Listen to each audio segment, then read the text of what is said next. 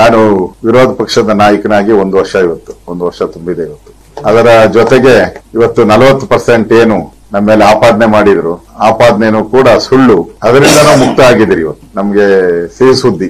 ಕೆಂಪಣ್ಣ ಮತ್ತು ಉಪಾಧ್ಯಕ್ಷ ಪದ್ಮರಾಜ್ ಅವರು ಕಾಂಗ್ರೆಸ್ಸಿನ ಟೂಲ್ ಕಿಟ್ ಆಗಿ ಉಪಯೋಗ ಮಾಡಿಕೊಂಡ್ರು. ಸರ್ಕಾರ 40% ವಸೂಲಿ ಮಾಡುತ್ತೆ ಅಂತೇಳಿ ಅವರ ಏನ್ ಕೇಸನ್ನ ದಾಖಲೆ ಮಾಡಿದ್ರು. ಈಗ ಅದು ಬಟಾ ಬಯಲಾಗಿದೆ. ಯಾರು ಈಗ ಮಾಡಿದ್ರು ಆ ವ್ಯಕ್ತಿ ಏನ್ ದಾಖಲೆಗಳನ್ನ ಕೊಟ್ಟಿದ್ದ, ನಾನೇ ಕೊಟ್ಟಿದ್ದೀನಿ ಲಂಚ. ಅವರು 6 ವರ್ಷದಿಂದ ಕೆಲಸನೇ ಮಾಡಿಲ್ಲ. ಅವರು ಕಾಂಟ್ರಾಕ್ಟರ್ ಕೆಲಸನೇ ಮಾಡಿಲ್ಲ 6 ವರ್ಷ.